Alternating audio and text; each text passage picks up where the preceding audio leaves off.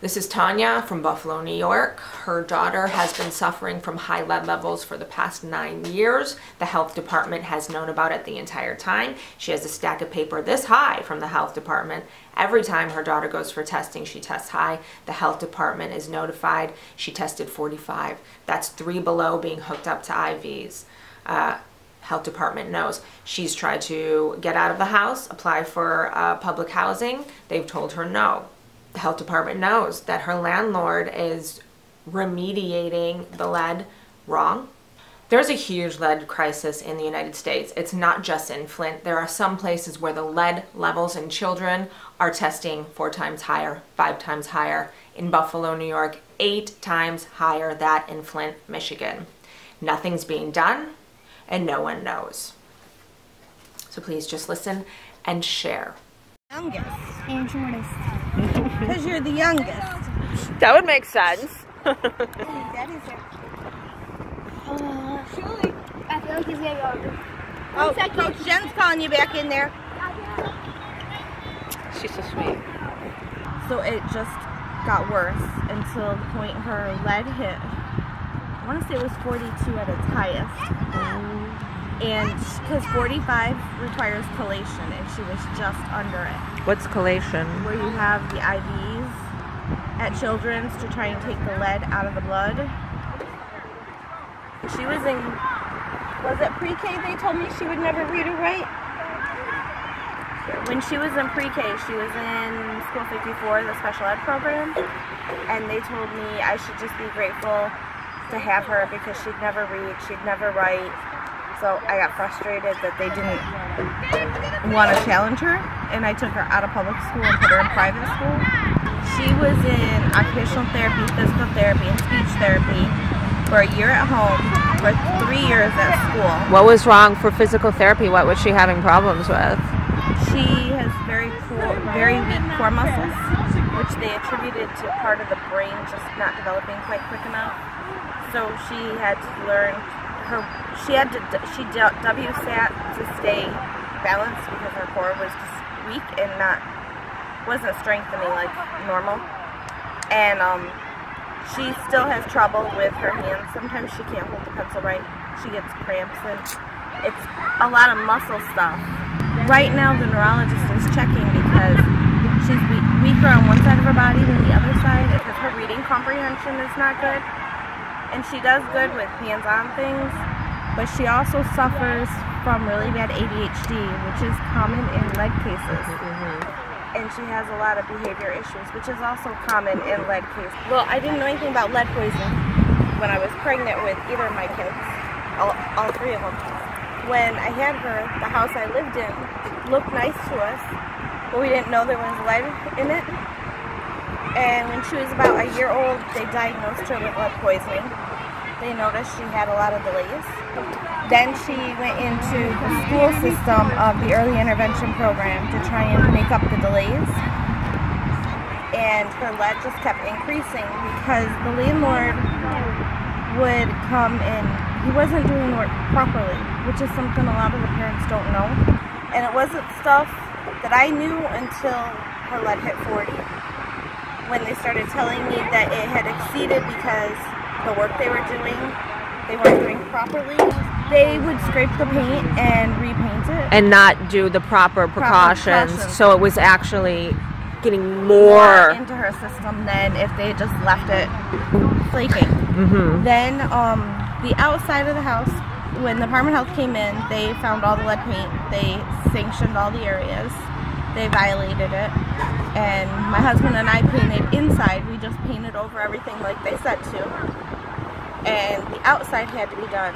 So the landlord started it, but he dry scraped everything, which created more lead dust. And in the summer with windows open and kids playing outside, and she was only a year and a half, so she had a sandbox, which ended up with a lot of lead in it. We had to dump out the sand and get rid of the sandbox. Oh my God. It took over 3 years for him to finish it. 3 years of exposing this. They kept violating him, but nothing was following through with it. Who's they? The Department of Health. Okay. How did they know Because that he was doing it improperly? They would send out inspectors every time her lead levels would come back elevated. So they would send out inspectors to see why her lead was increasing, not decreasing. He used cheap labor. He went and found kids off the street that could scrape and paint, and they weren't certified. So they were getting exposed to it too? Yes. They weren't doing it properly. When they did it on the house next door, which also was violated in her case because she had played there and there was lead paint peeling off their windows. So basically, the health department knew, and they kept telling him, you're doing this wrong, but nothing ever really happened to him. He never got actually charged or... No, and I couldn't find help from any agencies to help me move to a different place because they kept saying you're going to have lead paint anywhere you go. This is Lower Buffalo. It's all old homes. Because I have a very limited income. So to be able to pay the rent where I was living and then pay a security and first month's rent on another place, I just couldn't. So I kind of was stuck staying there because I didn't have any other help or options to get out. So as I'm staying there, she was getting sicker and sicker and sicker. And her asthma is still so bad that she's in the hospital quite a bit. She's very sick. She goes to the hospital. We've been in the hospital. She has stomach problems, which is also associated with very high lead because it messes up your digestive system. So she has a lot of stomach issues here and there, and she's been in the hospital 3 times in the last 2 months. She's sick a lot, but she also has the spirit that keeps you going because she won't give up. I see that. I see that. But I have, if you need more information, I mean, I have a stack about this big of legal papers and papers from the Department of Health, or if you want to see any of that as to what they were doing, how they were doing. So basically they're not really doing anything for you. So they're not doing anything, period. They know your daughter's sick. They know that she was getting worse. I will in a minute, baby. And they're not doing anything. The Department of Health knows all of this is happening, and they're doing nothing. And they're letting her get sicker. Erie County has a massive amount of lead claims. Massive amount of lead claims. That nothing gets done about. I mean, when the inspectors came to do the teaching, when she was first found to be elevated, and she was at like 8. They walked up my porch, they said, I can tell you right now, she's got lead because this house is full of lead. And it could be lead paint covered with 50 layers of safe paint, and when it starts peeling and cracking, that lead gets out. Then they're saying, you know, we go and we test houses once every 3 years, but it doesn't matter. What you're saying is they knew your house had lead. They knew your daughter was sick, but nothing was done. They knew that your landlord was doing all these violations. 3 years it took him to paint the outside of the house. And the health department knew the whole time. They knew the whole time. They would come by and inspect his progress, and they're like, all these paint chips, they have to be cleaned up. That's all lead paint. But he wasn't getting fined. There was no penalties. So he was just haphazardly doing it, trying to appease them so he wouldn't go to jail or get fined. But she just kept getting sicker and sicker. When she hit that level where the hospital said it has to come down or we're going to have to admit her, then another inspector came out and they're like, you have 60 days to fix these violations or we're going to throw you in jail. And they would just dry scrape. They weren't using the water to reduce the lead. They didn't use tarps, so then the chips were all on the ground. They were getting broken up and tracked into my house. And so it just got worse until the point her lead hit, I want to say it was 42 at its highest. And because 45 requires chelation, and she was just under it. What's chelation? Where you have the IVs at Children's to try and take the lead out of the blood. So he quickly just painted over everything real quick and didn't finish scraping or trying to get rid of it. He just covered it so that it wasn't an issue anymore, because once it's covered, it's considered safe. So we're doing that. There was an issue. She got SSI when she was younger. They did stop it this year. Her lawyer is fighting because they had the wrong doctors. When they went to recertify her, they went to the wrong doctors. So they thought she was better miraculously, and she isn't. So we're trying to get the benefits reinstated. And then he sold the house. Oh, wow. So she's older now, and I can teach her, you know, don't pick up the paint chips, this, that, because it's starting to peel again. You're still having the lead problems. It's in the house. It's never going to go away until they take care of it completely.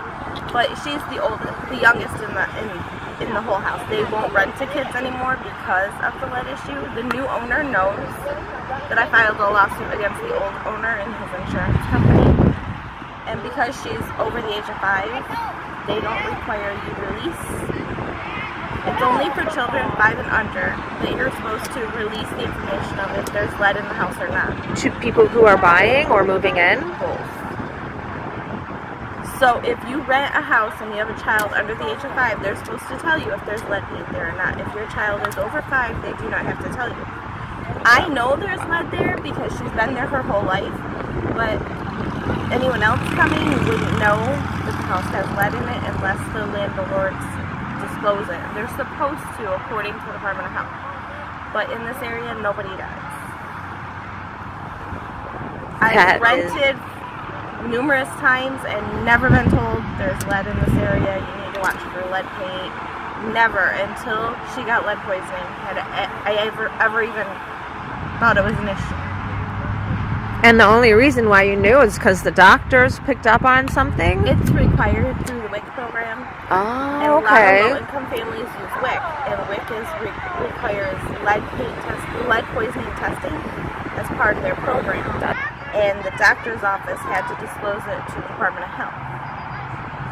Do you have any health issues? You know, because it does affect adults. I have a lot of health issues, nothing that's attributed to lead. What are... I have a lot of heart problems. I have asthma. Actually, heart problems is the #1 in adults. And this is something that the health department knew was happening and did nothing about, again.